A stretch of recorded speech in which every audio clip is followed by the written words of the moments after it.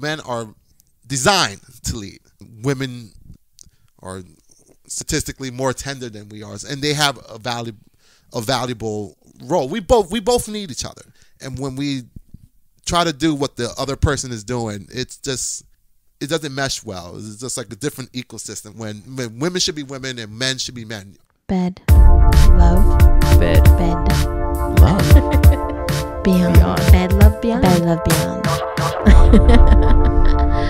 Hey, what's going on, everybody? Welcome to Bed Love Beyond, the podcast for the hopeful and the hater in us to discuss sex, love, and whatever's clever with like-minded people like you who are also in limbo with love. Like us. I'm Martini. I'm Jennifer. And today's episode is episode 107, Tambourine or Lead. What position should you play in your relationship? Yep. And if you have... Play the field, bitch.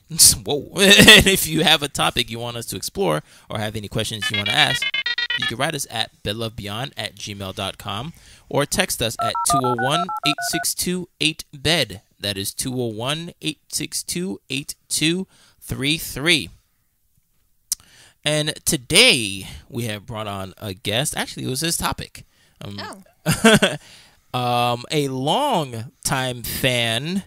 And he hasn't been here since episode 19, when he was on a blind date. And that was his first show, too. What's going on, Arvie? Not much. I'm glad to be here, finally on the podcast. I think episode 16, I get a shout out. Yes, yeah. I got a name drop. Yeah. Oh, snap. Yeah, you did. I felt semi-famous. Yeah, man. So how's everything going with you? I'm just excited to see what goes on. I've never been on a blind date type of thing. So Right. Oh, you've never been on a blind date? No. So I've always been intrigued about what type of person would my friends pick. So welcome back, Arvie. And thank you guys for having me back. It's been, I don't know, my math is not good right now. Well, that episode was April 28th, 2016. Good I feel like Lord. that's like the last time I saw you, Arvie. No, that is not the case. That is far from the case. You stopped by a couple times. Yes, and I invite you out, and then you don't come out. I'm tired. I know. I'm moody. I'm grumpy. Whatever the words you have. I'm some adjective. I'm non-social. Yeah, so you were so April 28th, 2016, and here's a little fun fact. You were on an episode with Bridget, and Bridget's bisexual. Sure. A lot has changed. Yeah, Bridget is bisexual, and spoiler alert. And she other date happened. And she was on the episode 18, emotional abuse, which happened today, 2 years ago, April 12th, 2016. What a tangled web we weave. Yeah, so that happened after my episode? No, before. One episode before. Oh, which happened today, 2 years ago. So wow. I thought that was pretty cool that I landed upon that. It's funny, like after the fact that I heard her episode, I was like, oh, she's not ready for dating. And I'm right. And I'm right. So, Arvie, you've been actually keeping up with the podcast. Yes. I listened to not every episode, but probably like 90%. You're like, I don't need to hear this shit. All right. Yeah. So what do you feel about the podcast? I mean, first of all, congratulations on making it past 100 episodes. Thank you. Thank you. So, it's like to find different topics to go every podcast. It's tough. Like how many topics you can talk about in love and relationships without repeating yourself. So that's a definite positive. Yeah, I mean it is because I when we first started, I didn't ever think we were gonna get this far. I thought it was gonna be like 30, and I was like, all right, this was fun. I don't know what else to talk about, but there is a lot of things, and you really shouldn't. I think the main thing you really need to think about is that you shouldn't. If you come across something, you shouldn't say that's stupid or something. No, somebody you could cultivate it and make it into something, and sure enough, another person wherever next door across the seas or something like that, they'll resonate with it, and they're like, yo, that's true, I never thought about it that way or whatever. No, and some of the guests you have, like, I guess everybody likes the furries. That that definitely sticks So out. my top 5. And I think one, I don't remember the names, but it was talking about love from beyond. Oh, Beyond. yeah. There's, a definitely different perspective. Yeah, her husband died, and the husband speaks to her, yeah. I got 35 minutes of specific messages that Saul let me know in every way that he could. For instance, he's telling me you're driving his car with Saul Z on the license plate. That car was parked 4 towns away. His car, the kid, he was a real estate developer, and he sold condos, and the kids he sold condos to called him Uncle Saul Z. So he had Saul Z on his license plate. How could John Edward know that? Right. And he's telling me he died in a different state than where you live. He's holding up a can of tomato juice, and he's telling me that it's about a joke that only the two of you shared. When Saul died, he was buried on my son's 21st birthday. When my son was 5, Saul used to like to joke that Matt was so skinny that if you poured tomato juice in him, he'd look like a thermometer. That was interesting. Yes, it's interesting. Not that I may agree with it, but it's definitely interesting to hear that. I haven't heard that one. And she still doesn't. She still doesn't want to hear. I don't like creepy stuff like that. It freaks me out. I mean, it was very interesting. I was And the hoes from Charlotte. Damn, that's not the word. The side chicks from Charlotte. All right. I don't apologize to them. I don't know who they are, so and they don't know who I am. If they have to see me, they'll insult me too. So, so it's all good. Stop that. But it's funny, Arvie, like, not that you're, I don't want to say you're a misogynist, but Arvie put up like a really nice a post on International Women's Day. Okay. And everyone on his post was like, "What'd you do with Arvie?" It was so funny. Somebody hacked my page, I think. I had to like reread it 3 times to make sure like I was reading it right. But it was so funny. And Arvie was like, "No, I was just like being like serious." And I was like, "Something's going on. Arvie's in love or something." I'm like, I don't know. You know, the next day I can post like, "Hey, go back to your kitchen," or something like that. But I'm not going to do that. I think one time I posted something nice about women. It just happened to fall on April Fool's Day. It's like something about you're beautiful without makeup. It just happened to fall on April 1st. So I was like, oh, I can see why. I can see why the skepticism is going to come around. Yeah. Because, you know, the date I put it on. Right. Did you listen to Noble Castellupas's MGTOW episode? Yes. What were your thoughts about that? Hilarious. Really, it wasn't. Sam was like, "I don't know how you kept your composure." Oh, really? She commented on like one of the meme or something like online, and I was just like, "You have no idea, girl. No idea." I could hear it in your voice that I was like, "All right, we're done." I'm like, "We're done." And then I was like re-listening to it when I like re-listened to it the other day, and I was like, "Oh my god!" One, there were so many things I could have like come back to him with, but I was hungry and tired. Right. And 2, like, I don't really know if everyone knows that Noble is the super ghoster. No.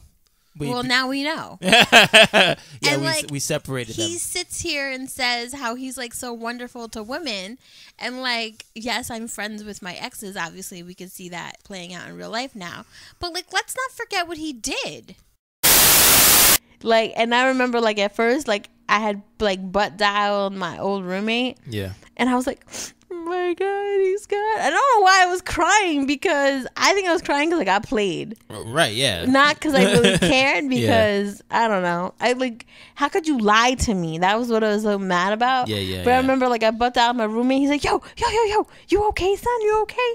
And I was like, and I told him what happened. He was like, yo, is the flat screen there? I was like, yes.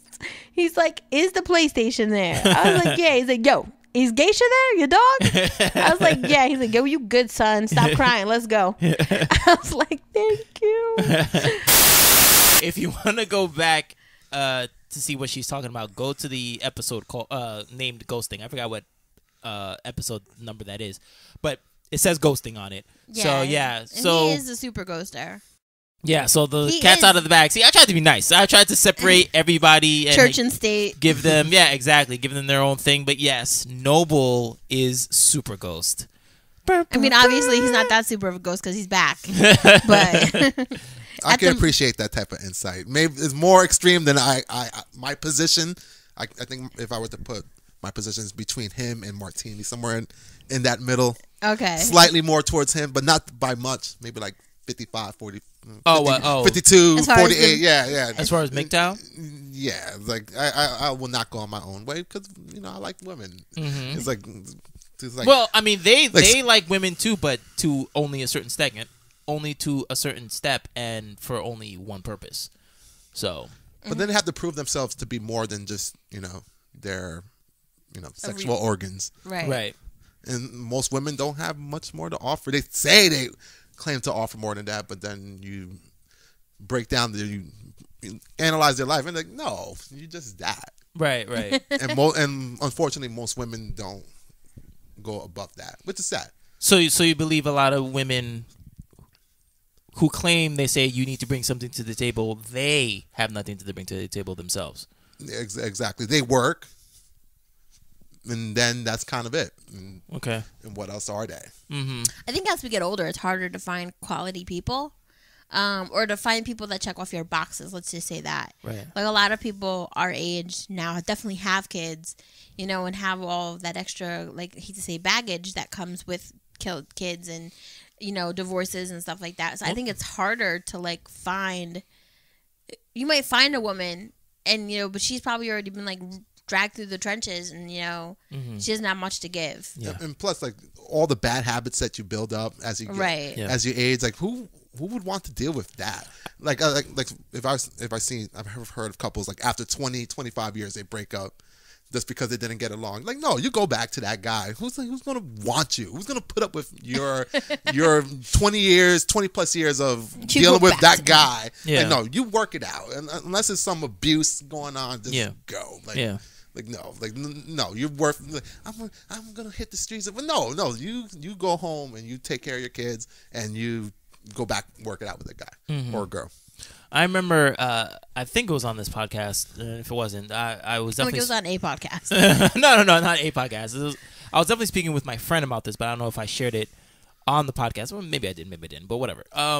What to go back to your point, Jen, when I was talking about how I don't know if I could date somebody with a child, and I was like, it's gonna be harder for me. I was realizing, I don't know when, but I was realizing that it's definitely gonna be harder for me to find somebody that's just like single, Right. no kids, because just the age that I am. And I remember my friend was telling me, it's like, he said something. He said something very simple, but it was very profound when I started thinking about it. And he's like, "Dude, at this stage, every woman is in a relationship." And I was like, "What are you talking about?" And he's like, "Yo, yeah, the person's either married or with a boyfriend or with a baby daddy."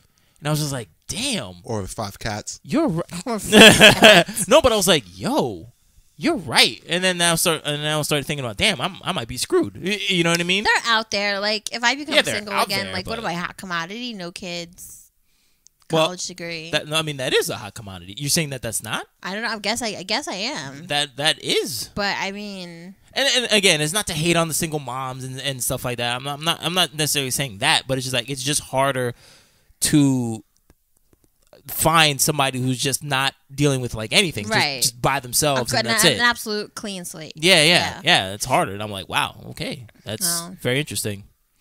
So yeah, I just want to get your take on the whole MGTOW thing, since sometimes you swing that way. Before we get into a daily dish, just one correction on the last episode.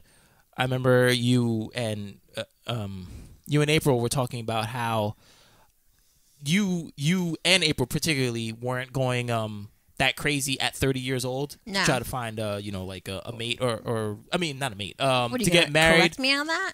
Yeah, I am. No, just I'm saying, like, you and April was saying that, you guys weren't. Were you at Too the club crazy. with us in Nyack? No. What I'm saying is. April, was he there? No. What I'm saying is the average woman, the average age to get married in the U.S. for a woman is 27. So like. Yeah. And what was I doing at 27 Martini? I don't know. I didn't meet you then. Oh, yeah. What I'm saying is. I was with the the 7-year guy. Yes. A lot of women get married at that age. That's all I'm saying. I'm not saying you're supposed to get married at that age. I'm saying that they do. So when they get to 30, they're like, damn, I'm over the hill or whatever, because you guys go crazy over it. And I'm like, yo, you're not getting over the hill at freaking 30. Well, I'm down. Like my parents, they got married. My mom was 34 when she got married, and that was like the late 70s. Wow, really? So that's like, for Are your that parents- age. How old are your parents? They're going to be 75 and 74 Oh, wow. and later on this year, and they're going to be 40 years married this year. So my dad just turned You're forgetting 35. you're younger than me, Arvie. Yes, my dad just turned 35, Yeah. and my mom was just about to turn 34 because they're like 8 days apart, Oh, that's and cool. their wedding was somewhere in the Oh, middle. cute. So in those age, Yeah. that's like, probably the equivalent of getting married at 40 or something like that. Yep, that's where I'm headed. Or back to the market. Don't worry, Jen, you'll be there. You'll be married. Yeah, sure. But Arvie said I can't date anyone until 2017. We're working. I said we're working on Jen. So 2017 be her year. Okay. 2018, somebody will be dropping on his knees, proposing to her. And 2019, 1 year? That's what I'm talking Wow. about. 2019, bam, babies. I'll be like 40, son. Anyway, my daily dish. Speaking of over the hill, we celebrated my dad's 75th birthday Awesome. party. My brother came from Florida, and if you guys peeped Instagram, my brother rewrote the podcast theme song. If you wanna really get turned on, tune into Bed Love Beyond.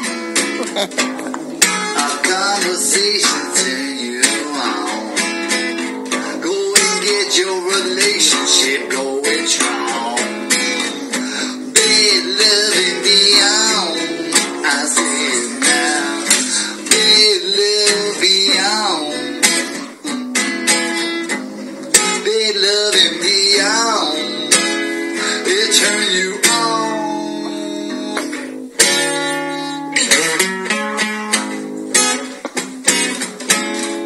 You got your own theme song. Not that it's going to be the podcast theme song, but he Well, took it upon himself. You never know. I don't know about that. He took it upon himself to write the podcast theme song. This was brought on by the fact that my brother just recently had a knee injury. So he was asking my dad if he had any Percocet, which he shouldn't be taking anyway. That's another story. So my brother went to go look in my dad's medicine drawer, because I guess when you get older, you don't have a box for medicine. You have a whole drawer for medicine. Right. So my brother goes into the drawer, and he was like, "What? Viagra?" And my mom was like, "Mind your business, put it back." And my dad's said some kind of sarcastic joke about it. I go, "Jay, you're kidding, right?" And he's like, "No, I'm not kidding." He was so traumatized. And I was laughing so hard. My dad's like, "I never saw Jennifer laugh so hard." I was dying. My mom's like, "Talk about that on your podcast." I was like, "Wait, you know about the podcast?" I was like, "What the fuck is happening?" I tried to keep it away from her. Oh my god! So I was like, my dad takes Viagra and my mom listens to my podcast. What the fuck? How did she find out? I don't know. She just knows about it. And then Brad, my brother, he's like, "Yeah, Bed Love Beyond." He's like, "Let me write a song." I was like, "Oh my god!" Oh, it's your niece. I was like, "Oh my god, this is going crazy." It was Jasmine. And See? then my dad's like, "What's on the podcast?" I was like, "Could we stop talking, everybody, now, please?" See? You see? Now you know. Like, Now you know why I like to keep it on the no, L. no. Somebody else, I think somebody was adding friends to the podcast, and they told me a long time ago, they're like, "Oh, I added your mom," but I didn't know my mom knew it was my podcast. I didn't know, because I think there's been times I'm like, "Oh yeah, I'm gonna do my podcast with Martini now," and she'd be like, "What's a podcast?" I'm like, "Don't worry about it." Mm-hmm. It's like the moth. I wonder what she uses to listen to the podcast. Podbeam or iTunes, Google Play. I don't want to know. Do you need Stitcher, whatever it is. you need to find out how she found out. Oh well, not well. Yes, you I need don't to even find out how want she to know found if out. she listens. Well, I'm that's- She bored. downloaded all the episodes. Well, don't worry. that's the second thing. You need to find out if she listens or not. I don't think she has an attention span for it. No, you never But know. she'll listen to you though. Yeah, especially the topics. So She's like, what? I was like, oh my God. My life is I think Jen showed me like an email, like somebody downloaded all these episodes in one day. And we know who the culprit is. Yeah. Yeah, that's true. My mom's. I need to bring that up.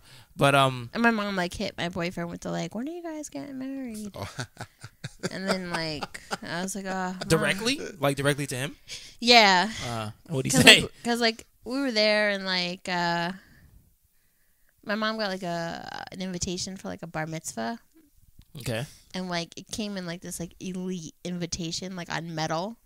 It was like really crazy. It was like $7 just to mail the invitation. Wow. Like, and the invitation has to be like it's from somebody in New York City, so it has to be like $20 an invitation. Right. Like just whatever. Yeah. You know what I'm saying? So Yeah. she printed out X amount of those. And my mom's like saying, she's like, it's easily like $1,000 we have to give when we go.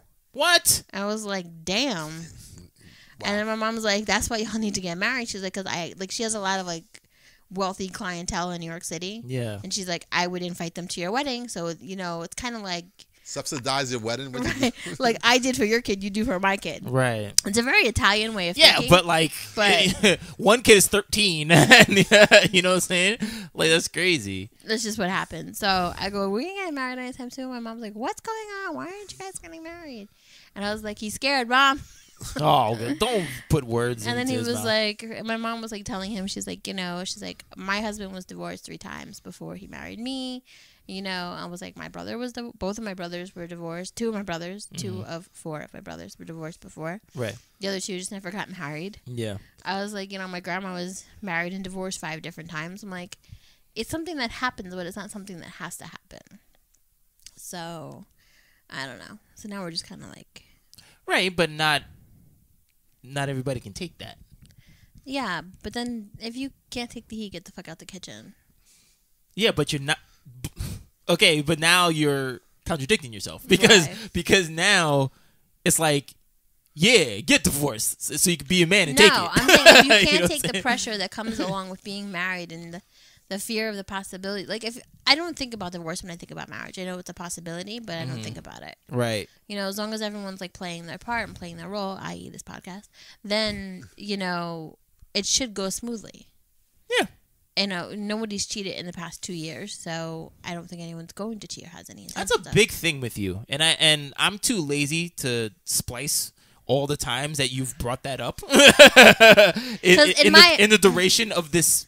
In the That's his duration of this own series, podcast episode. it really is. I really would like to how you guys dissected me? Like how you guys are gonna try and come after me. We need to come after you for that because all the time you keep saying, "Well, he hasn't cheated, so he's all right." Well, he hasn't cheated, so he hasn't cheated, so. I'm like, yo, why do you keep bringing that up? Like he's gonna do that. Cheating is like the only thing that would make me walk away. I mean, and abuse, but. All right, thank you. One of 2. Yeah, but I mean, I fight back. Just like you shouldn't think about divorce, you shouldn't think about cheating.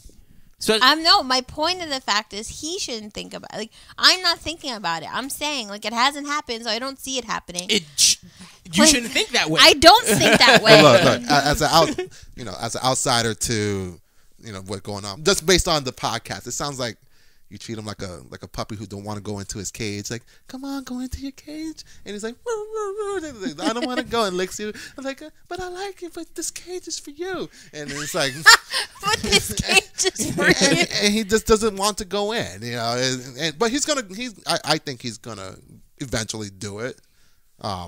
He's gonna do it.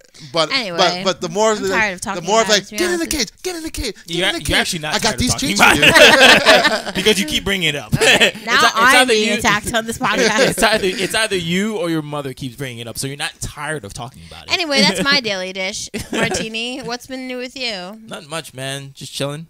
That's it. No dates on the horizon? Nope. I'm not looking at that place. The sunken place. Sunken place. I'm not looking towards that direction. Just focusing on myself. That's the only thing that I can do. Arvie, how's your dating life? It's going good. Okay. No. Talking, seeing somebody, and it's all right. Okay. Let's see where it Are goes. you actually seeing somebody, or is this like somebody who you're like not sure where you are? No. seen each other. Already. Is this the same person? No. Okay. That's not somebody. He's like, don't bring her up. He's met her, but that's somebody different. Oh wait. Okay, it's someone different. Yeah. Even though I hung out with her like a month and a half ago, but we're still cool. Okay, you guys are just friends. There's someone new on the horizon. It's so somebody different. So let's get into what is a tambourine? I know it's an instrument. Oh wait, we have a quick email first. No, what? Well, first, hold on. Oh, First off, yesterday, don't know what happened, but we had 118 downloads in one day. That's our most ever. Like, I missed Your that. mom. I don't know what happened. I was looking. Is that like all the episodes? No. I was like, wait. No, but I was just like, whoa. So I don't know, but thanks. Arvie, you're really scaring me because it might have been my mom.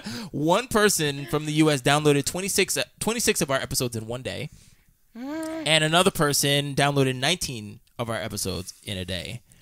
So I was just like, wow. So thank you very much to those two people who went beast mode on our podcast. Hope that you like all the episodes except for Jen's mom. Please stop listening past episode 8. So, all right. Yeah. So, thanks for everybody for listening to the podcast and really loving it. And yes, just like Jen and Arvie has said, we do have a reader email. So wait, where are you getting that? Are you getting it from the individual thing or the one that I downloaded? The thing it's attached. Oh, yes. Okay, good. Because the other one was a little too long. Okay. So it says, "Girl, I've been hurt. Now I need another lover." Throwback snow song reggae artist. Just in case you guys didn't know that, but I'm sure you did. Is that Informer? No, Well, it's on the Informer album. That's the artist. Oh, okay. That's the artist. So yes, you're right. Hello, Bella Beyond. At my job, there was this girl that I had a big crush on named Sabrina. She is very beautiful, funny, spunky, sassy, and sweet. She was one of the prettiest girls at the job. A lot of men had the hots for her. I could picture spending the rest of my life with her. Oh God! See, that's when you read that. Continue, please. All right. Arvie's getting disgruntled already. I know commentary over here. Go ahead. You know love at first sight where the universe tells you that this is the one. So I approached her, flirted with her, and asked her to go out. She used playful laugh and said no. But from her body language, tone of voice, and eyes, seems like she was playing hard to get. Sometimes she would reciprocate the flirting. Can I say something or should I just keep reading? Well, you're not gonna say your whole thing, no. right? Sabrina said she'd prefer. No, you can speak. You can say what you want to Okay. say, but don't First give of the all- whole thing. First off, I just want to say about that part sure. that The part you just read. yeah, Yeah. she said no, but from her body language I could tell it was different. I think she was just being nice. I don't even know what the rest of the She was the playing hard to get part. Right? Yeah, like I think she said no, but I think she really wanted to. First of all, Maya Angelou, believe people who they say they are the first time. She said no. The answer is no. Anyway, moving on. Sabrina. Sabrina said she'd prefer not to hook up with coworkers, but thought I was making a breakthrough. However, we never went further than a lot of work lunch dates, which I paid for, and a hug. She gave me her number and never went further than a few calls and texting. Sabrina later found a job somewhere else and left our company. Told me to keep in touch and maybe we would meet up and really have private time to ourselves. Once she left, I did text her and call her, but she seemed busy, so I didn't want to seem too thirsty, so I kept it to a minimum. I'm thinking play it cool and one day we'll be together. So like a year later, I'm having lunch with a fellow male colleague named Andrew, and we're talking about the girls at work and who we did ever date or had sex with. You know, guy talk. So he mentioned Sabrina. I was shocked. Not my Sabrina, but it was. Though he might have been lying, but he had the receipts. Old text, the former friend Sabrina. I asked how this all happened. He said he used to flirt with her and ask her out and stopped after a while when he got no response. One day she approached him on why he stopped and told him that she was interested. He said that their relationship was mainly sexual. He had lots and lots of sex between them. Of course, this hurt real bad. I've been turned down, rejected, and dissed by women before, but this hurt on a whole nother level. I felt hurt and betrayed by Sabrina and felt really jealous of Andrew. I didn't know why Andrew managed to get her and I didn't. After work, I would drive around depressed and aimlessly listening to Cry For You and Fiending by Jodeci and Creep by Radiohead, Passing Me By Farside, Girl I've Been Hurt by Snow, and Hey There by Sammy Davis Jr., and End of the Road by Boys to the Men, Waiting in Vain by Bob Marley, You Lost That Love and Feeling by the Righteous Brothers, and other songs about lost love, broken hearts, and unrequited love to drown in my sorrows. Any thoughts on the speculation of this whole situation? Was there anything that I didn't see? Did she play me? Did I play myself? Signed, would not, could not, would not, could not. Oh, could not join the dance. The Mock Turtle song from Alice's Adventures in Wonderland. Well, first of all, you sound like you're a music head. And, bravo on that. Yeah, I was just about to say that. Jen is going to give you props. And that's where the props stop. Wow. Now, did this Shots fired. did this guy write into the show? Yeah. First, thank you for writing into the show. This is my opinion. Is Arvie taking over? Your email is cringeworthy. Should I just leave right now? Like, when I read it at work, I was like, I had to stop and I just skimmed over it. Like all these songs, like I don't know, but you deserve what has happened to you. You placed her on a pedestal. Good point. Like that was the first thing. Like, oh, the thing she could be the one and this and like, oh no, I don't know who your name. You can't go. You are not allowed into that dance. Just with that, you automatically lose with me. And he's probably our age because of the types of songs he's listening to, which I give him credit, is a wide range. And Far Side Passing Me By, okay, is a good reach, but no, if he was like young, he'll be like almost like one of those guys that you would hear on the news, like he did something really, really bad. okay. And she didn't play you. Like a shooter? Yeah, or a stabber. I don't know. Stabber. Or a stalker, and light stalker type of guy. Stage 10 clinger. Listening to all these sad, sappy songs. Like, like no. Do we like, know this person? I hope not. I'm so sorry. Like you have that person needs to. I agree with Arvie. You should never put somebody on a pedestal like that, especially when they haven't even. She doesn't deserve the pedestal yet. Wow. And he should be glad that I guess Andrew had the receipts. I wish he would have had nude pictures of her so he could show her, like, look at this. This is Sabrina, right? This is, remember him? And all this. This is her your face, little angel. and this is her vagina, and this is a breast, and this is this, What? and this is butt. Like, so. What would be the purpose of Andrew showing this person that? Oh, because because the relationship is just sex. Oh, okay. This girl I was just whatever with. She's not that important. She's gone like, oh, good times, whatever. And this says, hey, how? Like, oh, but he probably didn't know. Hey, I really like this girl. I think she's special. And this other guy's treating her like a whore. But right. So you think by showing those pictures, that would be my hope. It would for him drop her down a peg or so. Many pegs. Bring her back down to reality. Many pegs. Because that's the many pegs. It's cringeworthy because we all have done something like that at one point or another in our life.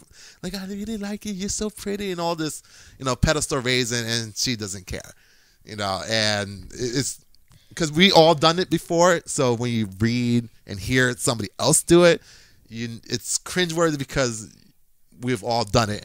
We've all put ourselves out there and made ourselves vulnerable. But to that extent. Right. Like, I don't think you should be jealous, or I don't think you should be in his feelings about it. I think that, like, as a woman, maybe Sabrina, maybe one day will look back and say, oh, that one guy from my job was really nice. No, she's not going to reflect on that. She won't. But What? Whoa. She is not going to reflect. Why did you bring that up and then completely dismiss your own point? It'd be nice if she did. Fantasy. You know what? No. As a woman, there have been times where guys have been, like, really nice to me. And, like, with the technology of social media, you kind of see, like, where they are now in life. And, like, there's been guys who, like, I've met and, like, for whatever reason, like, I met them online and I just never gave them, like, the time of day or whatever. I was just like, I don't know. Like, and they'll hit me up every once in a while and be like, Jan, hey, how you doing? How's your life? How's your boyfriend? Like, I know they don't really give a fuck about my boyfriend. They just want to see if I'm still, like, in a relationship.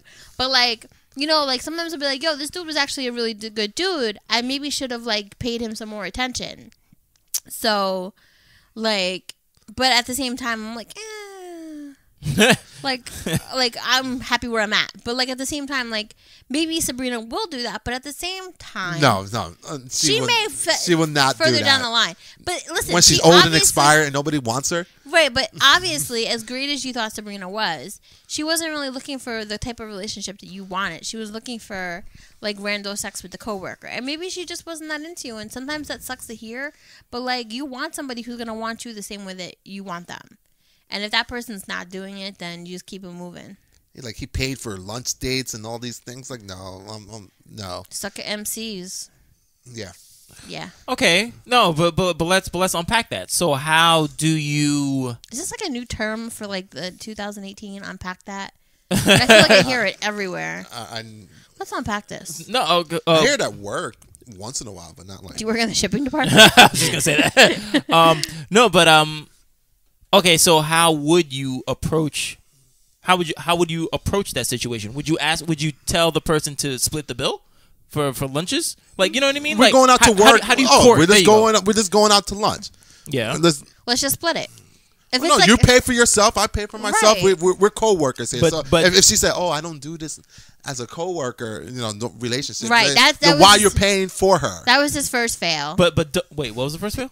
That if she said, "Look, I don't date coworkers," Yeah. then we just cool. We're just friends.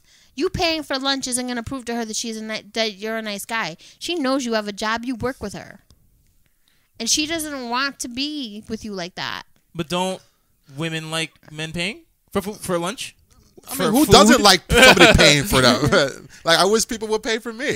So I would go out with you. Oh, I'm treating like great. Let's go. I have male friends that like sometimes when I go out with them, they'll be like, "Yo, I got it. Don't worry." Like just because it's the gentlemanly thing to do. Yeah. But like I think I brought this up before. Like my old roommate, like sometimes him and I would go out to dinner and like he'd get it, but then I'd be like, "Yo, next time I got it." Yeah, or if it's something like that, that's fine. Right. Well, right. If they were going to lunch every day, then like one day she should have been like.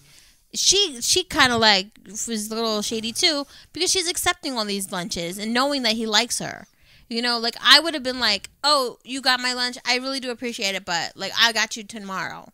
Especially to let him know, like, "Yo, I'm not feeling you like that." That's where I was trying to, I guess, get to, because how do you distinguish this is just friend stuff that I'm paying for, or no, I'm trying to court you, which is why I'm paying for these food? First of all, you shouldn't be trying to court her. If like she told you, "I just want to be friends. I don't date coworkers," that's the end of the story. Mm-hmm. Like I wrote a poem somewhere. I want to publish them somewhere. Like it, and basically You can post them on bedlovebeyond.com. I could. I should. I will. I will. I'm going to share my thing. I'll probably share my links with you guys. So I used to write all this poetry, and I did write this one poem about like how I was in different relationships, and there was times in the relationship where the person said to me, blah, blah, blah, blah, blah, but I didn't hear it. You know what I mean? I remember that. And there was so many times where people say things to you, you know, and you're just like, whatever, I'm going to make up my own scenario. And then in the end, you're like, why did they do this to me? No, you did it to yourself. Right, because you didn't get the You hints. didn't, and it was sometimes it wasn't even hints. Like Brooklyn literally told me, "I will never love you," and I was like, "One day."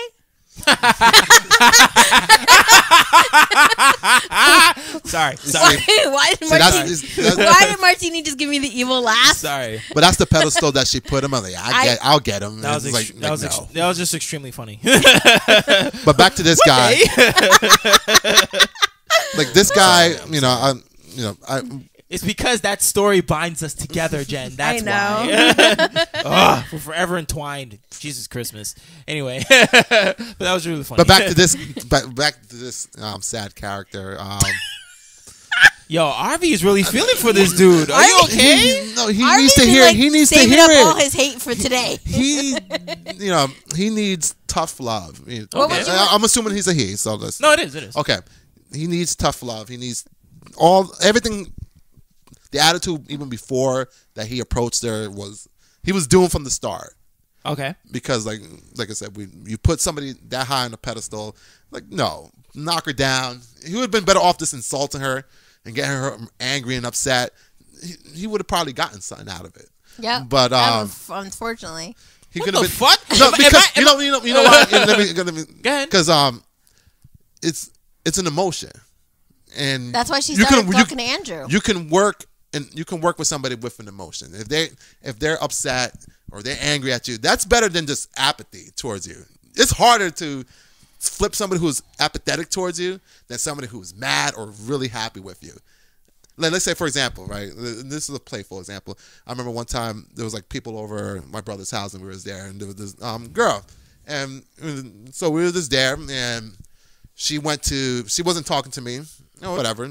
Everybody's chatting along, and then she brings chips over to the table, and and she mentioned something, and I say, "Good, you know your role." So. I don't condone this, but it's funny. She was like you can see her lighten up. Yeah.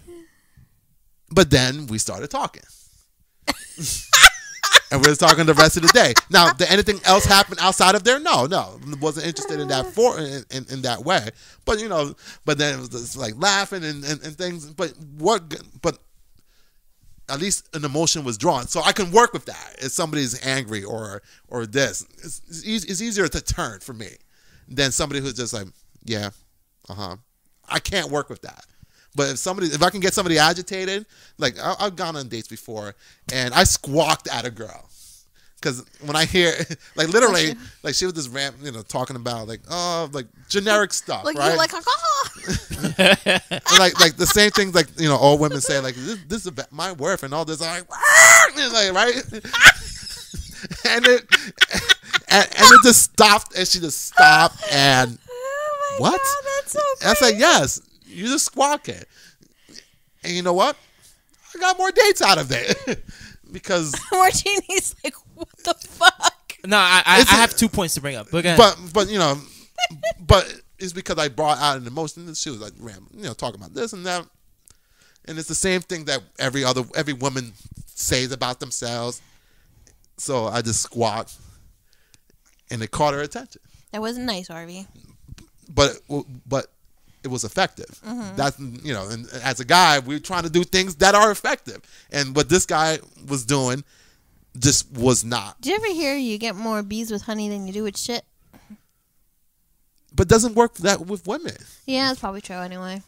They're weird. The guys who because females are used to getting treated a certain way by men, and then once somebody comes with something different, like what?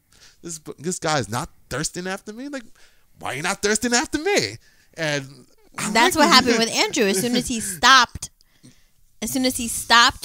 kicking it to her, she's like, "Wait, what happened to the attention? I thought you were gonna give me attention."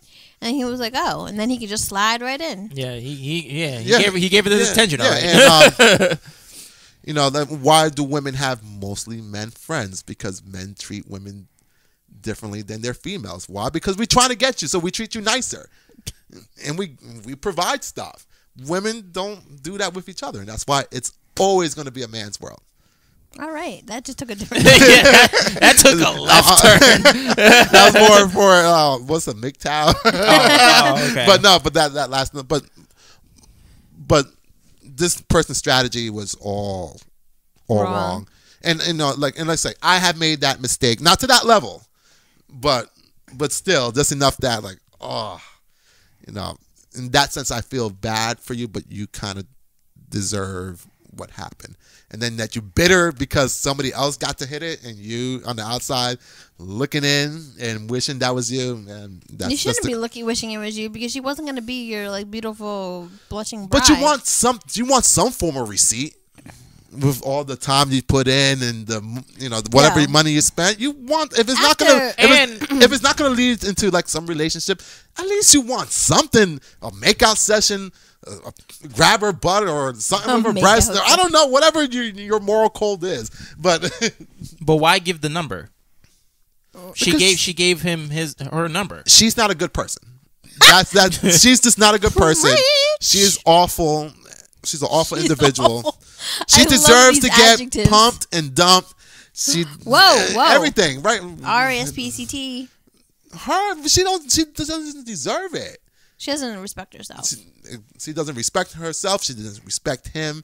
And She's a man of unfortunately God. he made, but that's the reality of what she's doing. I'm just calling her out on what she's doing, and there's nothing wrong with that.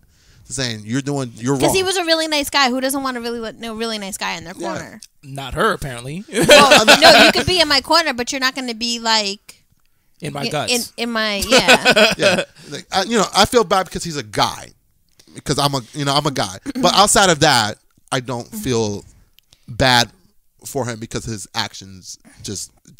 She told you the first time she wasn't interested.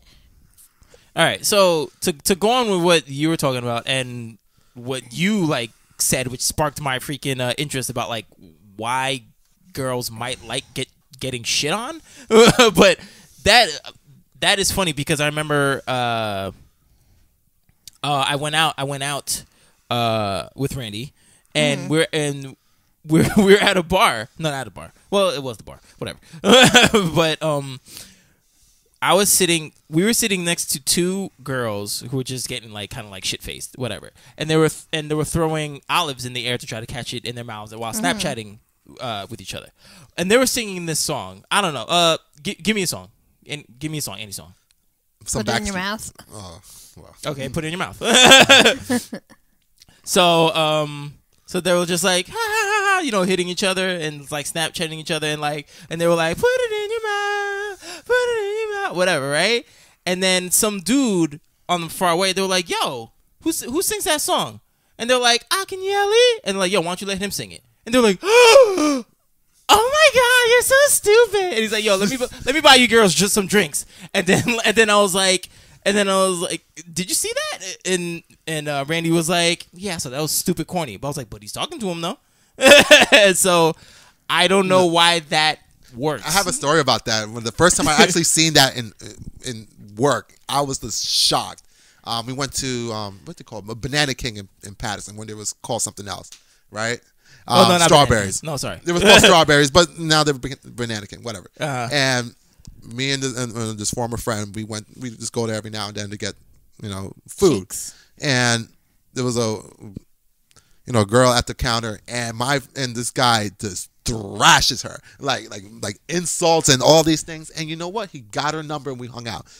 I was just like, I was listening to this, and even I was like, that is some mean things he's saying. It's calling her fat, ugly, and all these things, like insults. And lo and behold, she was, it's like, and it's shocking. Like, women, we need to do better. So Jennifer, y'all do need to do better. Jennifer, as the resident girl of this podcast, why, and being like psychologist or whatever, in your background, why do women perceive to like to get shat on? What is with have that? Daddy issues.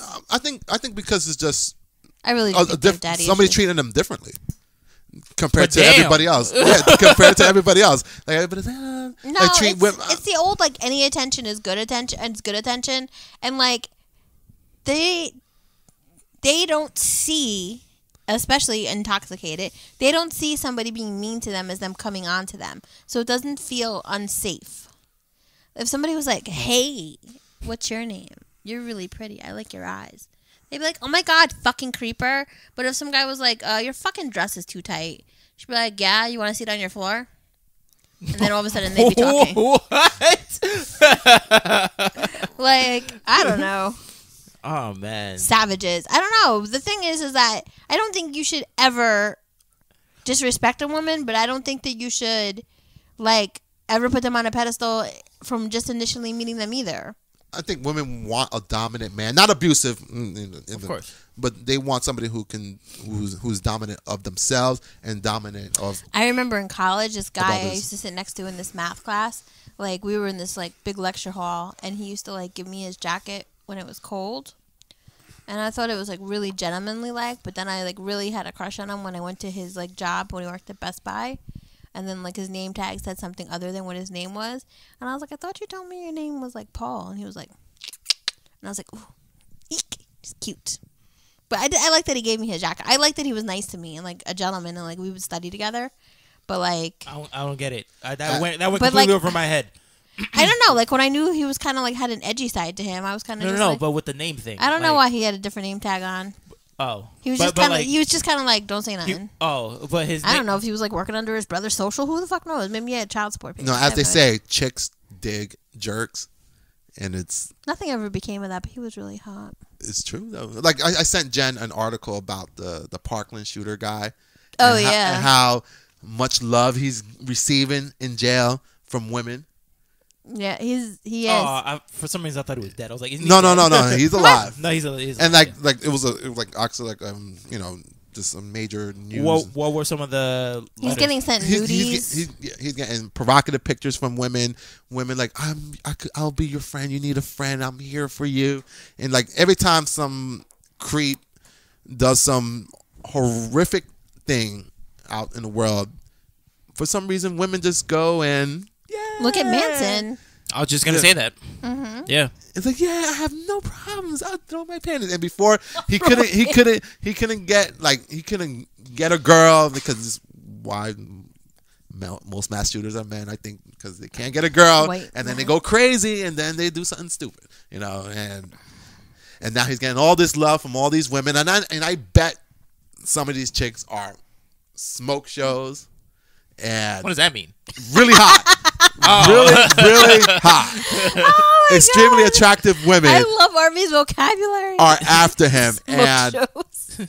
and then when you think about yourself, like, but I can't even get a text back.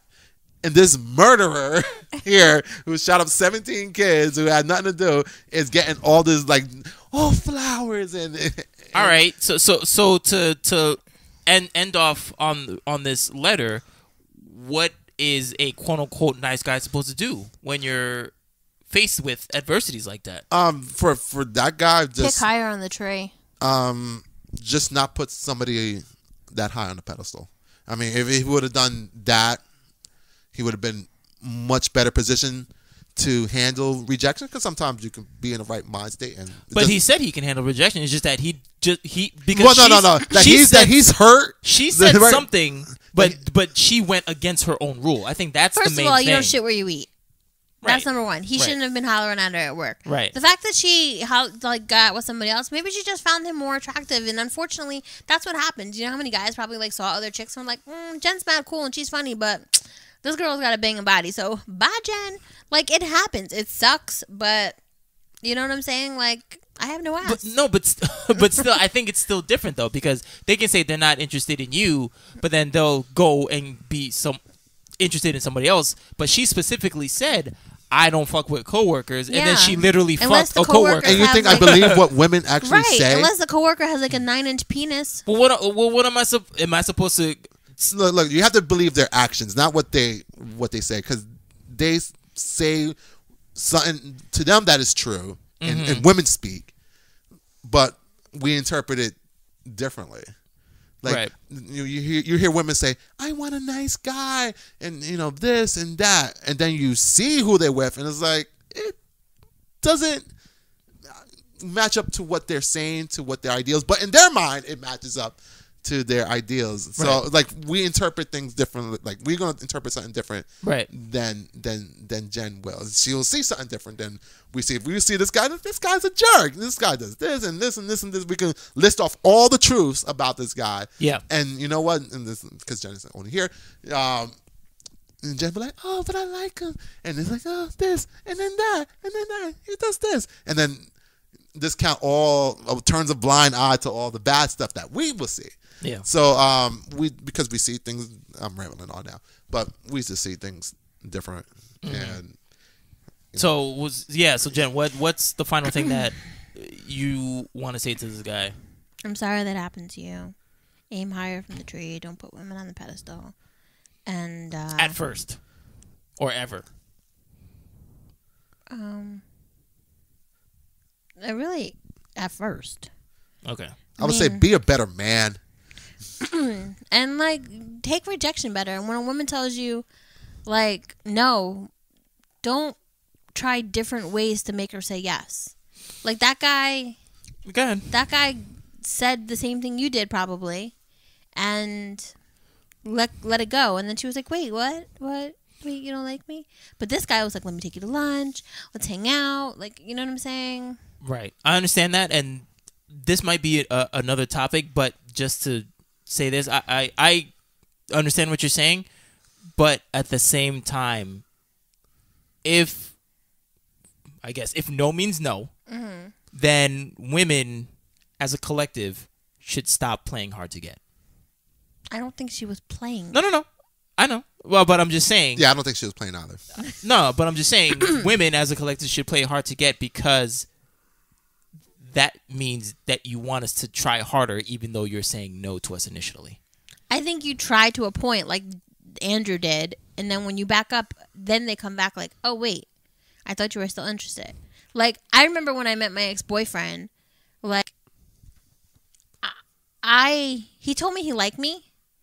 And I was just like, I don't really know if I can be in a relationship right now. I got a lot going on. You know, and there's a couple times where he was kind of just like, you really need to let go of your past situation because it's not good for you. But then there'd be times where, like, he'd be like, all right, well, yeah, I'm still your friend. Like, we were friends first. And he'd just be like, you can come out with, like, me and my friends because we're still friends. And I'd hang out with him. But, like, he wouldn't be, like, all, like, trying to, like, romanticize what we had between us. Like, I'd be, like, his boy like everybody else. And it did get to the point where I was like, yo, he is a really good guy. And I was seeing him for who he was, like, as a person, not, like, as somebody who was after me. And I was like, yo, he is a really good guy. Or he was playing the long game. I don't know that he was. Like, I don't see him as that kind of person. He probably had something else going on. He might have, and because And then Jen Ma's like, he's playing the long game. No, and it was just he was just like, no, you're my friend, you can come out. Like, and I went out with like him, his friends, guys, girls, whatever. You know, we went out a couple times, and like I was just like, all right, he's a really cool dude. Like, I maybe should look into this more, and I finally did. But that's a decision I had to be comfortable with. You know, so if she was cool, if she was his work friend, he should have just kept it like a work friend. Like, when I went out with him, I went out to dinner with my ex-boyfriend like 1,000 times before we dated. We'd go. He wouldn't even share his food with me. Like, Good. we'd go. We'd go, and we'd, like, split the bill every single time. It would and he would never even be like, oh, I'll get you this time. We'd go. We'd put both of our credit cards in, and that was it. That was, you know, or he'd have cash, or whatever the case was. Like, that's just how it was. It was never, like, an inkling of, like, I'm still trying to court you. Right. And I respected that. I wouldn't have wanted, being the kind of person who I am, which tells you what kind of person Sabrina really is that, like, I wouldn't have let him pay, especially if I knew I wasn't interested. If I'm fucking somebody else and I don't know if I want to be with you or not, I'm not going to let you pay. That's fucked up. So Sabrina wasn't that cool. Okay. Which is really what Arvie said in the beginning. Stop putting bitches on the pedestal. Not necessary.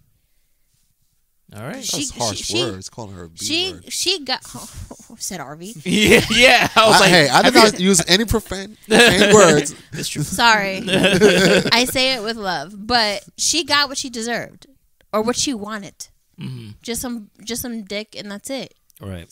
So I'm sorry, but you know, keep listening to awesome music and aim higher on the tree. Peace and love. Listen to some misogynistic rap songs. What? Put you back in the right mental state. OMG. And go back out there. Don't be like, I miss her, I really like her. Some idealistic, I want this fantasy. No, listen to some ratchetness and just put women down to it doesn't change to who you are a different as a level. person. Okay. No pedestal. So. Just remember, if we didn't learn anything else. Oh my God. All right. So there's your answer. Thank you, Jen, for reading. And thank you to the listener who wrote it. Yes, we Yeah. appreciate that every single time. You can write again. I don't think you will. No, you know what? They should. They should write in more because we gave them an in-depth, Right. From our different perspectives, Right. of how we feel like where he went wrong, where he went. Well, he really didn't go right outside of his musical choices. Just to that we gonna give you feedback and that we do listen to you. All right, cool. So I guess since Arvie is fired up, I guess we can finally get into his topic. So yeah, tambourine or lead, what position should you play in your relationship? So Arvie, we were talking the other day about what we want to talk about, and thank you for giving this suggestion. So I want you to go in depth with what you wanted to discuss today. Oh wow. After thrashing this guy for like half an hour. I know, right? It was like, what? Now, when you said tambourine, because I didn't hear, because you gave the topic name. What tambourine or lead? What's the Okay, name? so apparently you did not see the Netflix special. No, Chris I don't Rock. have Netflix. So I got a password if you need it. Netflix didn't hear that. No, you can share it between 4. That's fine. I already shared between like 8. Okay, that they didn't need to hear. Edit. So, basically, Chris Rock goes on about like his marriage, and I have the thing, but go Okay. ahead. okay. So basically, go ahead, Martini. Fuck it. No, I thought I you know. wanted He to. goes on about his marriage and how he's divorced now, and like how he never really knew what role to play, and like doesn't sometimes like he just needed to play tambourine, which means like sometimes we don't need you to be, the lead singer. We need you just to be on the side and like be our backbeat. Okay.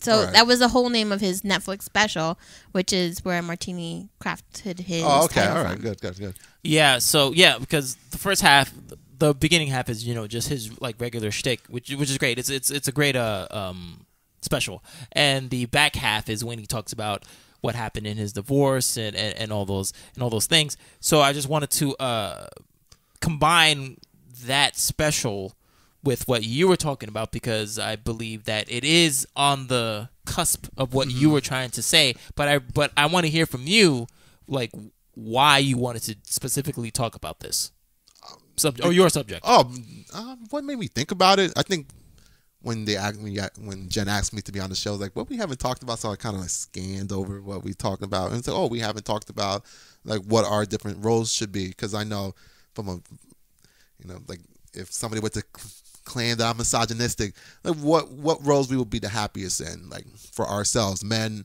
and women. Would women be happy barefoot and pregnant, for example? Not the truth.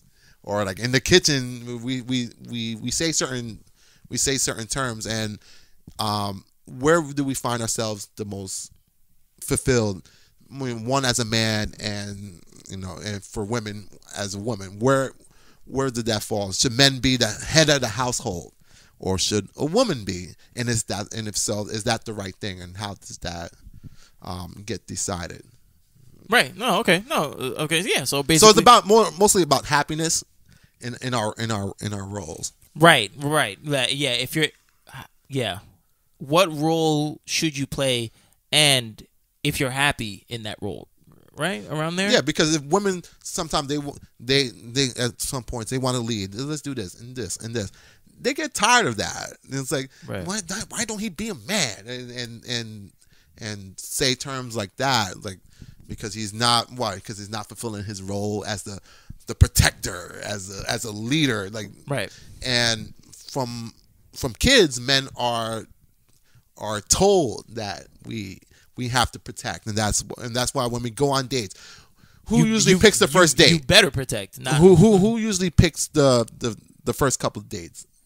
Generally, the man. Yeah. The man. But why is that the case? Right. So it even starts from there. So like to define what is going to be our role, who's going to lead, and like you said, like tambourine, like, or background singer. Like sometimes you're going to lead, you have your solo, like hey, and sometimes you just got to just be on a groove. Right. I hear what you're saying. No, it's a very provocative topic, because some people might be angry, because some people might take it upon themselves to be the lead and be like, yo, I'm gonna do this, I'm gonna do that, you can chill out over there. But sometimes that woman will want to be like, well, I want to put some input in, Or some women are very dominant. Yeah. In it, and they're controlling. Sometimes that's why they date certain type of Men. What they would perceive as weaker men, because they can just run right over that guy. Damn. But at the end of the day, is she happy? Like, no, I don't think so. I think but she's the one who picked the weaker guy, and she's the dominant one. Why would because she wants not be control. happy? She wants control and internally she would prefer somebody who put her. In her Like place. no, you're gonna do. I'm not gonna allow for that to happen. You're Yeah. not gonna talk to me in this way. And like instead of like, let's say if you're here, in one direction, we're gonna move you here. Like no, this is not gonna happen. And somebody to stand up for themselves, not necessarily call her, insult her, or anything like that. Right. But to stand up for themselves, like no, this is what we're gonna do. And I think they as women from a male perspective. Yeah. That's what women really want. Like a man who is dominant in his own self and in his environment. Doesn't have to be rich or anything like that, but to be sure of himself. And sometimes us men, we make the mistake and we act weak. And we're like, oh, we don't know, and this and this.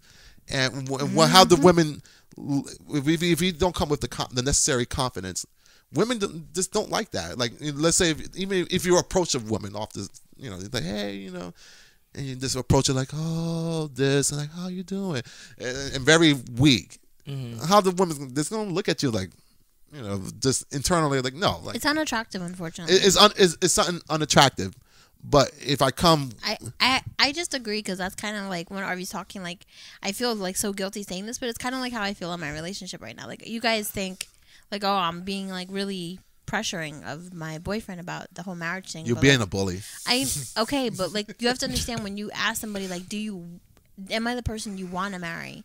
And they just tell you, like, I'm not sure. Like, I'm not sure if I'm good enough to be married. Like, his lack of confidence about himself, about whether or not he's a good enough person to be married, like, that's not attractive to me.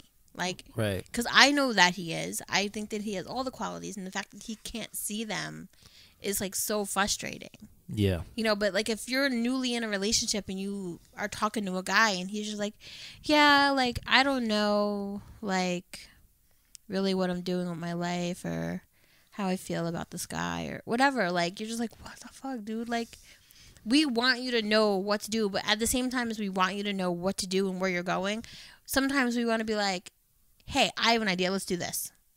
And we want you to kind of not to lead, but to follow us.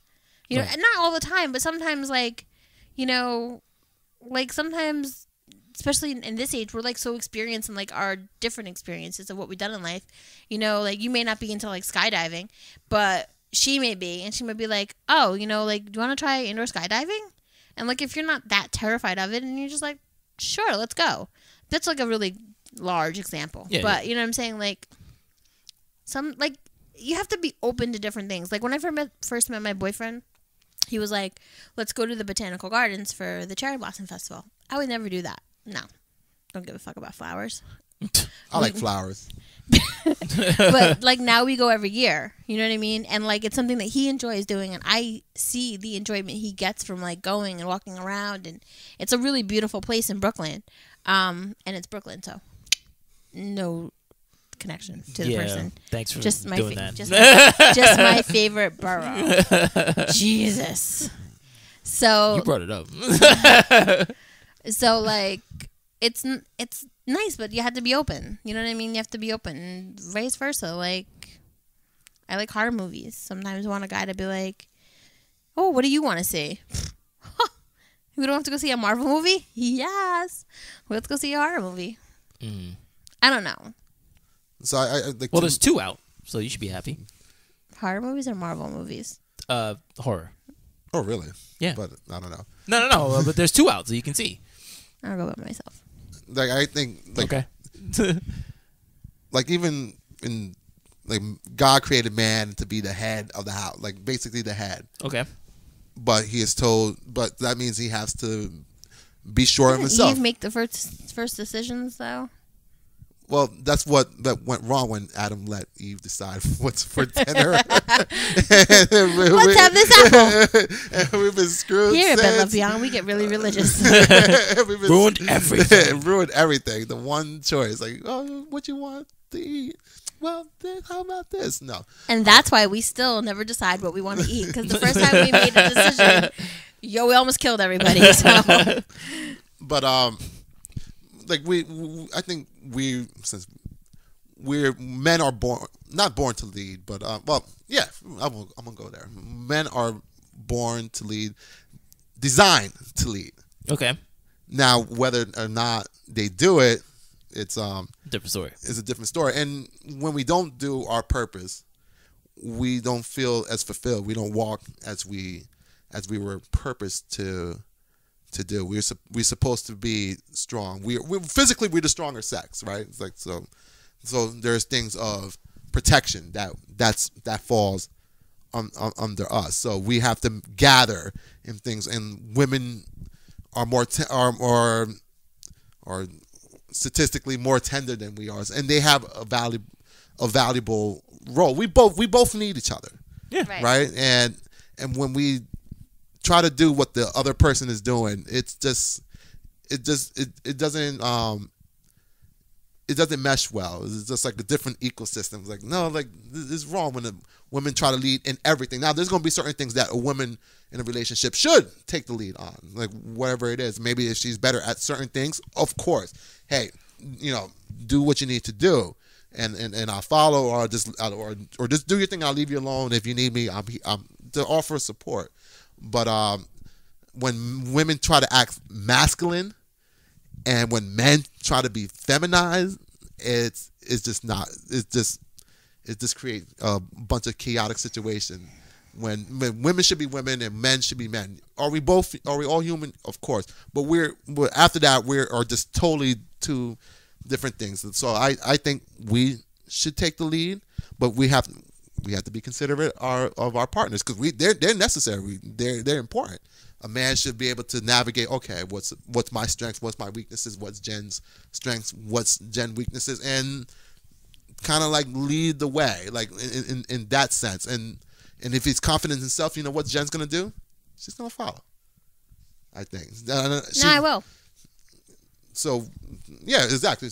But if it was the other way, Jen would be super frustrated, I think. Or if she had to lead.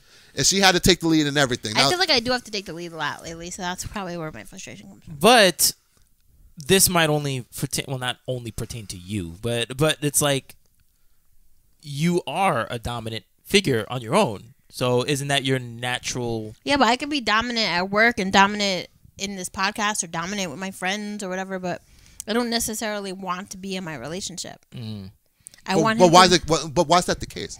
Because I want him to know that I'm independent, but at the same time, like there's a part of me that like wants to have like a natural relationship, not necessarily where I'm being taken care of, but like where I'm protected. Right. So, like I said, women will be miserable if they want to lead. We will always have this fight between men and women, between who's going to be. It's like a fight for dominance, but it's better when we are on top. But now, like I said, it's not like abusive or anything like that, like or extremely misogynistic. No. But in terms of confidence level and that protection factor that we offer, we're just better off. And I know, like I said, we approach women wrong with our confidence. It's not going to work. And because it's going to tail off to what they want. Eventually, they want somebody that they can trust, that is going to do us right. It's going to not, like Jen was saying before, like, I wouldn't want him to cheat on me or anything like that. That you just want that assurance that what they're going to do is right. And when they see a man is struggling, sometimes girls like, oh no, I'm tired of this. I'm tired of being like this, and they just grab it, but they grow this. It starts growing a resentment because they are not in their proper in their proper role. Like I said, it doesn't mean like you have to be barefoot and pregnant somewhere. Right. Like no, that doesn't mean that. But it's more of this. Men have to take the lead. Mm-hmm. We were here first. Oh God, it's a man's world. I think there are times when women are going to have to lead for men. And I think there's times where women have to be strong for men. I think that, that this is like a really sad topic, but I think that like men, especially if they're mama's boys, like when their family starts to like pass away, like, and they have a strong like bond with their wife or longtime girlfriend, like I think then that's where the woman has to kind of be like the rock for him when he is unable to be strong. Mm-hmm. Like allow him to be. He shouldn't have to like be like, oh, I just lost my parents or like whatever. Like I'm going to work. Right. Like yeah. There's a time where a woman needs to like be like a rock for a man, and or be supportive. More of a woman, the nurturer. Yeah, but nurture your man. Be more of a woman, be a nurturer, but like also like, you know, if there's like there is a grieving period with most things. Yeah, You know, absolutely. like kind of step up and kind of like if your husband takes out the garbage every Thursday night, you know, you can do it. It's not the end of the world. Mm-hmm. Like sometimes you gotta like do some of the stuff that he was doing, you know, because you know husbands don't last forever. Now, would women be happier in a submissive position or? I can't speak for all women, but I mean, just for you, in your. No, I like the equality in a relationship. I do like the equality, like, but I also do like, you know, there's a part of me that like really enjoys that my boyfriend does like the manly things around the house, and I hate to like sexize them, but like I wasn't putting up pictures. I just wasn't. Like, not that I don't know how to, I just didn't have like the height for it or the patience, you know, and even before we were to live together, he kind of would come here and like I kind of felt bad. Like every week he would come here and he would kind of be like, oh, like, is there any handy things you need me to do for you? You know, but like that made me like kind of more attracted to him, I guess, because like I appreciated that he wanted to like kind of take care of me and nest with me in that sense. But I don't know. Now, Martina, how would you feel like if a woman tries to assert too much dominance? Well, personally, I would feel, okay, what am I supposed to do? You know? Like, sure, I can do, just like Jen said, you know, don't want to, like, sexize or whatever, assign gender roles to things, but, like, okay, yeah, like, what am I going to do? Because the thing is, another thing is, it's one thing if a woman wants to be dominant and stuff like that, that's great, but then don't come at me and say, why aren't I doing what she's doing? Like you're taking, yes. you took my spot. So why are you yelling at me? You know what I mean? That you took my spot if you don't want me to do my spot. You know what I'm saying? Does that sound clear? Yeah, it's like that power struggle. Well, yeah, but don't berate me like, oh, I'm doing this, I'm doing that. It's like, well, if you would allow me to do this as opposed to you just doing it on your own because you want to be the dominant. Or you start figure, doing it and like 5 seconds later she's just jumping in like, no, this is like this. You gotta do it this way, you know, or something. And it was like, what do you want me to do? But even that's a catch-22 because I'm supposed to know what I'm supposed to do. But like how that makes you feel towards her. If that scenario came up, I would feel resentful. Just like, yo, just let me do what I'm supposed to do. You know? Like, now, if I can't do it, I'll ask for help. You know? Not every male is built to be a man. Every male can learn to be a man, but not everybody's handy, you know, and stuff like that. Like, I can't build a birdhouse, you know, get some lumber and shit, or build like a bookshelf, you know, made out of wood. With the internet, you could do anything. I know you can do it, but like at the same time, I'm, you know, just like every girl can't fix a souffle when she comes out of the womb. You know, it's like, am I supposed to hate on you because of that? I can't have babies. Stop that. I can't. We don't know yet. We're pretty sure. We'll find out next week. So, like if I want to be happy, you know, I don't want somebody just to encroach on my, like, you can't do this duties and this and this. Like, let me do what I need to do to get this done. And if you know somehow better, we can cooperate a little bit there. But again, when we try to switch positions, is just creates chaos because we're not designed. We were designed for certain things. Now we learn, like, you know, the inner workings of how to be a man as we grow up. Yeah. And women do the same. They learn how to be the women. But when I don't know. It's just like I said. When we try to be something that we're not, then it affects relationships. If we try to be too dominant in terms of us treating women way like bad, no, we shouldn't. That's not right because we're told to love and to take care. Now if we abuse, then they're not happy. Right. And the man doing that can't be happy. If he's constantly jealous, if he's constantly threatening things, like he's not happy, but he's not doing his role, which is to protect. Now, if the woman is like berating him, like you can't do this, you ain't worth nothing, and all this mean and these mean actions, like she's not being the nurturer that she's designed to be. She's trying to be something else, and that can't. And no relationship can be healthy when the power structure is all. What's the current? Is it a problem you're having or something? No. Okay. I was like, what brought this up? Not at all.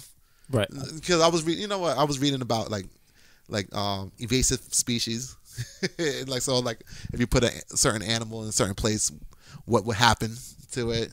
So let's say, for example, you put a rabbit somewhere, and what did it do? They go crazy and they kill everything. Or you put a saltwater fish into fresh water, what will happen? It dies. Is going to die. So the same thing for us. If we put ourselves in a position that we shouldn't be, like it's this chaotic. Right. For everybody. So maybe for our individual selves, if we don't roll with the sufficient confidence, and then with the relationship, if I don't come with the proper context of confidence, the relationship is not going to survive. It's like he's weak, he's not sure what he wants, and all those things start to seep in, and then it's like, you know what, I don't want to deal with you in that level anymore because I'm not getting what you need security. I'm not getting what I need. Out of this, more than just need. That the women want to feel protected, but men want to feel nurtured. So when we go out to battle, we come back, we have a good woman who, okay, we may have our disagreements on certain things, which is fine. There's nothing wrong with that. But we know she got my back, and vice versa for her. She goes out there. She does her thing. She fights and claws and get her money. She comes back in. What she wants that man to, that she can have somewhere she can go to. She can feel protected, and different roles.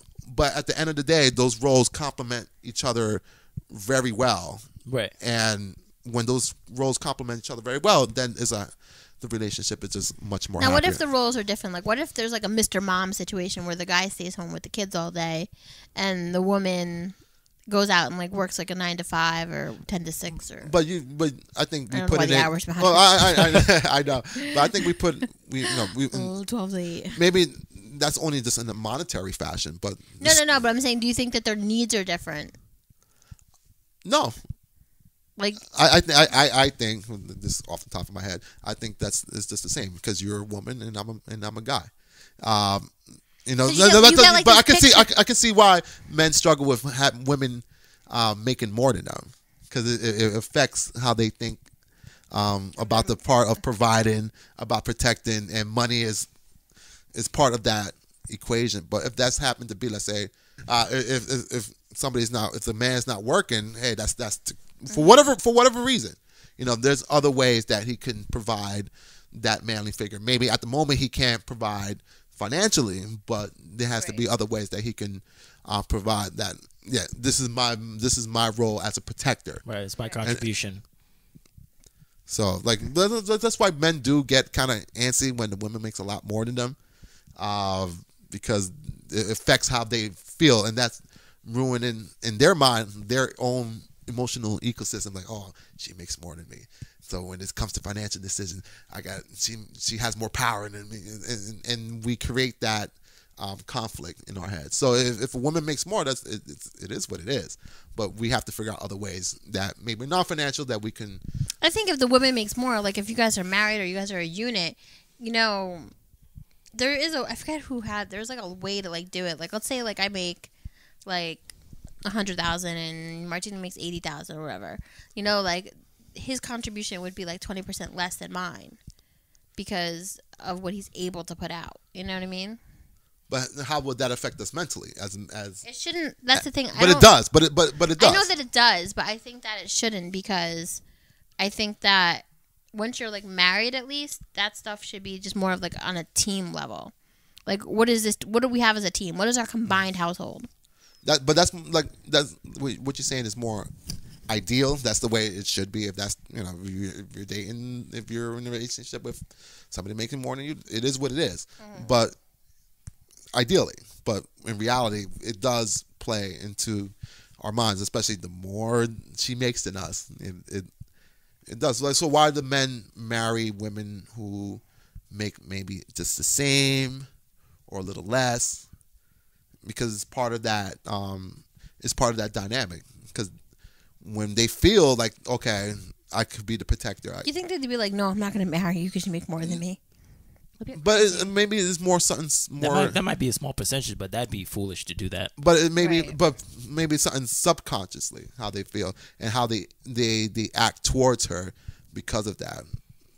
Or how she acts towards him because of that. Yeah, and that can potentially seep into a relationship. To where if the man was making more than a woman, like, or just slightly more, then maybe that conflict is not there because it's more even, and then wherever they want to work it out, they can work out the finances. But again, coming back to like roles, it's like male roles is for a provider, and it's been like that since Adam and Eve, and it's still whatever amount Did of Adam provide for Eve? Well, after A all rib? well, after Her existence. Hey, look, man, exactly, exactly. I came out from, God robbed from us to make y'all. So, but that power, that dynamic has always been there since the beginning. Now, do you think that's archaic? No, not. Do you think the fact that you came from a 2-parent household changes your views on that, or has helped shape your views on that? Yeah, I would definitely agree because that's my because I got to see that dynamic at play. Do you agree? And this is something that Noble Casalupis had told me once when he was a super ghoster, and it's probably the only thing that he's ever said that I slightly agree with, that you are better suited with people from a 2-person household because you came from a 2-person household. Yeah, I don't know how I could agree with that because that subconsciously that is you have a shared experience, and you because of that that example that you saw, like you kind of like deep down inside you kind of want that, Mimic it, right? So it does. If they have both gone well. Yeah. Because just because they're both 2-person household, that doesn't mean that they had the same experience. You know what I mean? But one could have had a shitty ass experience with both their parents. Another one, let's say a great one, 2 loving parents. Like that. If it's good, is it the most important factor? No. No, I don't think it's. But I think it's an interesting study.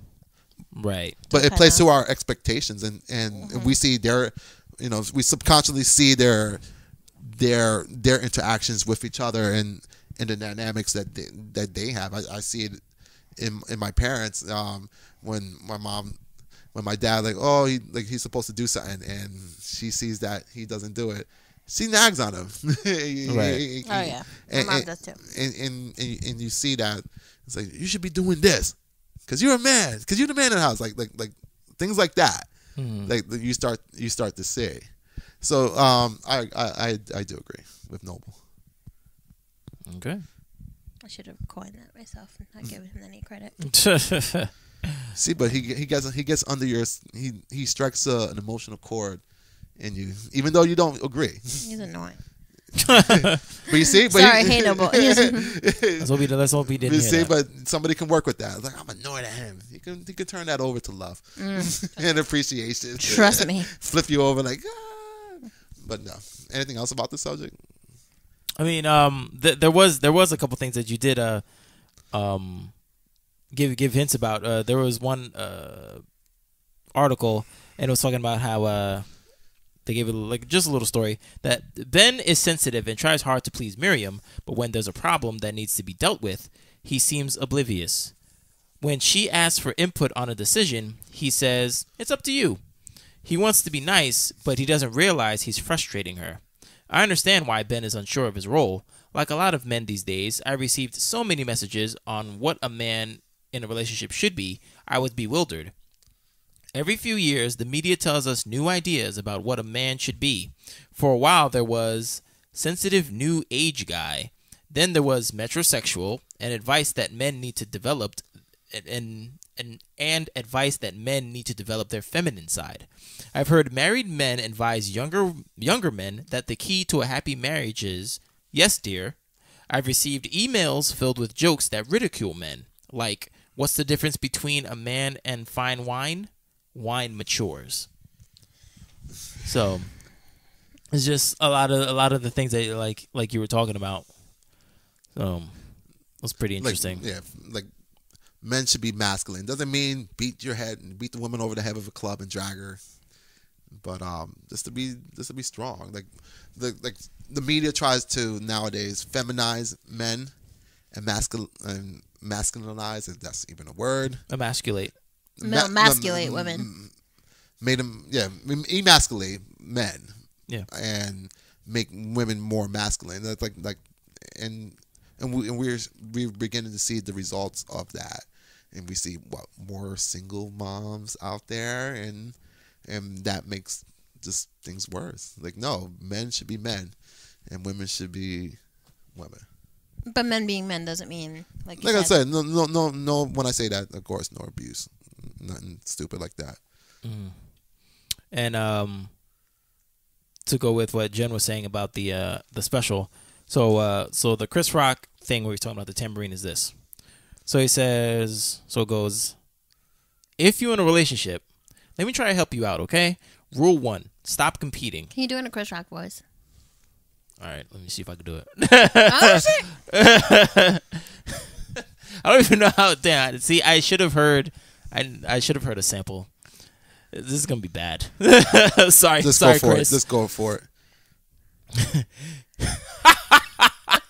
Wow, I hate you, Jen. Why You're just really good at voiceover sometimes. If you're in a relationship, let me try to help you out, okay? Rule 1, stop competing. It's not a fucking competition. That's right. Her success is your success, and your success is her success. Stop competing. Number 2, if there is no equality in a relationship, it's like we're equals. No, you're not.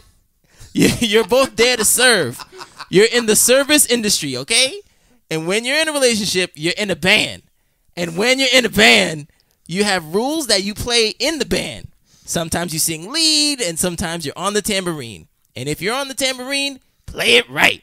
Play it right. Play it with a fucking smile. Because nobody wants to see a mad tambourine player. You in a band. It's like Hall and Oates. I don't know what Oates does, but Hall never had a hit record without him. Woo! No, you're not. So, there's that. So, I mean, I completely understand what he's talking about, and I can kind of see what he's talking about, how there is real no equality on a team. You guys can't be... I think you guys can ideally want to be 50-50, but the way that happens is if you're concentrating on it so much that you think, okay, I did this, okay, so you can do that, and okay, so I did this, so you can do that. I think around, I don't know, maybe 6 to 7 months or something like that within a relationship, I think you guys will just fall automatically into your roles and not have to keep, because if you guys keep doing that, you're going to keep bumping into each other to okay, wait, what, should I do this because I'm the man? Or, well, it's 2008, it's 2018, so I should do this now because, that's what it is, hashtag whatever new hashtag So is out there. men treated like they're the general and women should be like their soldiers, and so it's a two-man team, but there are certain things I would handle and certain things that you're going to be handling. I think people are just going to fall into their roles and whatever that is, because like we've established, there are feminine men out there and there are masculine women, and that might just be flipped. Because I personally have a friend who I'm not saying he's a feminine woman, but he's a house husband, and his wife works. They're good. You know what I mean? Like I said, that could happen, So- but it's depends on what everything else is. with everything else that's going on, could like lead to negative consequences. Not only about how much money one is making or not. So I saw this meme. Memes, remember those? I saw this meme, and I think this is along the lines of what Arvie was saying. But let's see how accurate this might be, because I want to hear this, and I want to hear what you have to say about this, Jen. All right. So the meme says, the husband is to pay the mortgage, bigger household bills, and the wife should make sure the home and children are well attended and kept intact. All of these new school rules of we're 50-50 and splitting bills is complete nonsense. No real man is going to have you splitting bills. How can a man be the leading? And the only men who would complain about this are the ones who aren't financially stable. That sounds like a single woman would say. Should your husband fall on hard times, a wife should be able to pick up the pieces. But if he's head, he needs to be the complete head. Hashtag let's argue. Hashtag I said what I said. Shout out to Nikki Leaks. Yes, of course it had to be written by a woman. That's dumb. Well, I mean, Nene Leaks didn't say that. She just did that hashtag. I said what I said. So yeah, it's still written by a woman. No man is gonna say that. Really? So you don't think no man is gonna say that I am this and you are that? Those type of men, I would fear, because then they want absolute power, and then it's gonna stem down the wrong way. But isn't this? I understand like okay, to pay the bill. I think April wrote it in one of her blogs about like, okay, a man can pay like all the bills, but then you have to understand that like certain consequences with that. he's got like full control over everything now. Like you have no independence. You know how many people I know who are trying to get out of marriages? Oh, the woman has no independence. Or like like you live with a man who pays all the bills. You have no income. You have no savings. You have nothing. Wait, that doesn't mean that the woman doesn't have a job.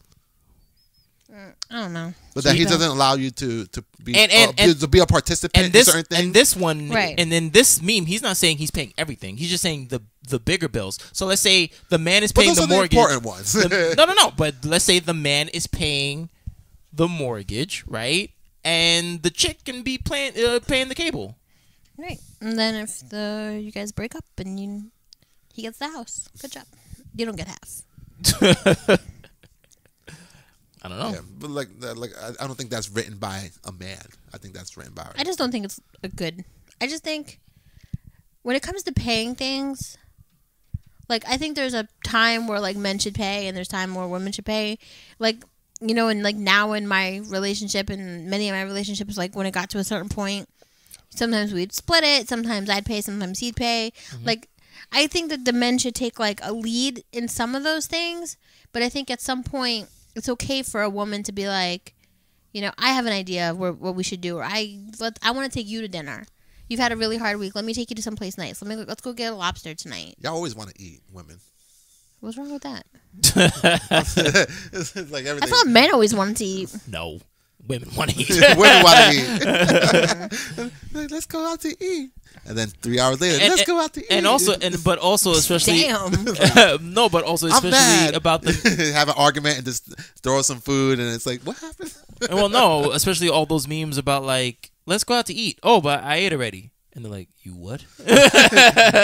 Like women get. Do you get like that? Would you get pissed if your man ate? No, because he never eats. Like I'll be the one who eat, and he'd be like, oh, I'm hungry. And I'd be like, I ate. Like, why didn't you get yourself lunch today? Like, I don't know what the problem is.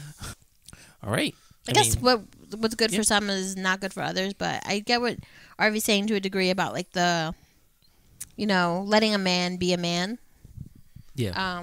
I get that, but I do think like that meme is stupid because, first of all, that might have been written in like the 1920s when things were very cheap, but life is not cheap anymore. It's not. It's very expensive for a mortgage. It's very expensive to heat your house. Childcare. For me, childcare is expensive. For me personally, that's a big if I ever get married, I'm going to need you to help me out. You know what I'm saying? So it's like, yo, we're in this together. Help me out, man. I mean, I'll mow the lawn, whatever. I'll do the man shit. But like, yo, we're in this together. If you want a great life, I'm gonna need your help. Right. Let's go. Let's do this. And you should help guide that shape. How's that gonna look like? Yeah. Yeah. Like, help me out, man. It's like, we good. Like, just I need just you help to me do out. this. Help me out. So it was fun. It was definitely fun to be back here on the podcast. No, it was. I mean, yeah, you really went in. So And shout out to that guy who wrote an email. yeah, I hope the next email he sends is like, you know what? I realized the error of my ways. All right. He's gonna be like, "Fuck Arvie." Any He can last- slide into my DM and have an Instagram fight if he boy. wants to. Oh boy. Any last things, Jen? Parting words? No. Okay. My parting words would be like the Rock says, "Know your role and shut your mouth." Oh my God. Just kidding. That was actually pretty funny because I was actually going to name that episode that. It was on my things to call this episode. The Tambourine one is much better. No. I definitely wanted that one, but that was crazy. Wow. I was like, we didn't lose anybody for that one. Oh man! All right. Well, thank you guys for listening to us on Podbean, iTunes, Pocket Cast, Stitcher, and Google Play Music. please rate, review, like, and subscribe to us on any of the devices that you listen to. So, I mean, write us in about what should they write us in about? Like, how would you? What are your roles in your home? What do you feel about it? And do you agree with Arvie and us, or do you think that men should foot the bill? Yeah, we also have an episode. Episode 29, ironically, with Bridget, gender roles specifically. So you can listen to that in accompanying with this too. So so you can email us at bedlovebeyond@gmail.com. I gotta get Bridget back. Yeah, we can get her back too. The website, www.bedlovebeyond.com. You can give us a call or text us at 201-862-8-BED. That is 201-862-8233. Also, to go back on the website, hopefully by the time you listen to this, Jennifer will have a slew of poetry on there. Yeah, I think I'm gonna try to do that this weekend. So, yeah. And will somebody slide into Martini's DM to go on a date with him? Apparently, you have not listened to episode 106.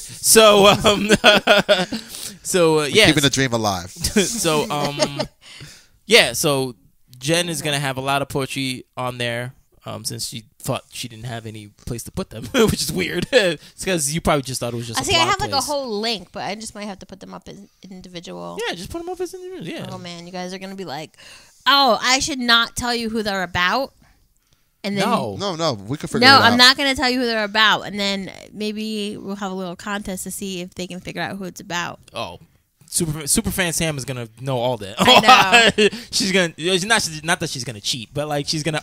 I know who that's about. I know who that's about. No, but yeah, that's a good idea. You should definitely do that. So hopefully by the time you listen to this, hopefully, let's say episode 109. By episode 109, they should definitely be up. Thanks for giving me that leeway. Yeah, because I was like, wait. I will try to do it this weekend. I heard it's going to be hot outside, so I'm staying in. What? What? It's gonna be Yeah, 70. it's gonna be 77. But it's finally good weather, and you're gonna stay Thank in. Fine, I'll bring my laptop to a park. I didn't say Get all out that, there. but just get out there before it Get turns that like vitamin. 40. Get 40 that vitamin D. Before it turns to like 35 degrees and snowing. Yeah, but on Monday, yeah. So That's a joke, right? no, that's real. Yeah, that's what I'm saying inside. I can't risk the flu. No, it's, You can't expose yourself to hot and cold like that. No. Well, stay inside for the weekdays Nah, I'm good. because on Saturday and Sunday is gonna be heavenly. It's gonna be like 77, like 75 or something, and then on Monday it's gonna be like 43. So get out there, Jen. Yeah. So anyway, I'll go for a walk. I'll go for a walk. I won't be around. Ugh, you suck. So Facebook www for the what? Why can't you take your man for a walk? He works every Oh. weekend. Oh, okay. So Facebook. And he's not a dog. My dog doesn't walk anymore. She's old. You go to Facebook, www.facebook.com/bedlovebeyond, and talk to all of our fans and our new fans too. Like again, 118 downloads Find us on in, Facebook. in one day. So yeah, Hit me up on IG. Yes, hit up Jen. She loves she loves talking to you guys. I write back when people write in. Yes. And follow us at Better Love Beyond on Instagram, Twitter, and Periscope, and YouTube. Thank you so much, Arvie, for being on the show. Oh, no, thank you guys for having me. Let's not wait another 2 years for you to be back on here. Here's to another. Has it really been 2 years? Yeah, I said at the beginning. Yeah, 2 years. I don't know what date it is. April 28th, 2016 was the last time he was here. Damn. Yeah, but hey, almost 100 episodes later. So Yeah. I wanted to come on. Which episode? Either 100. Arvie, you're back and you're like new and improved. Everybody has to improve in something. So, but anyway, New hair? no. Yeah, I had this hair for like. No, a year. you didn't have. You had a afro. Oh, then. yes. In the previous podcast, yes, I had an afro going. All right, guys. We shall see you later. Peace.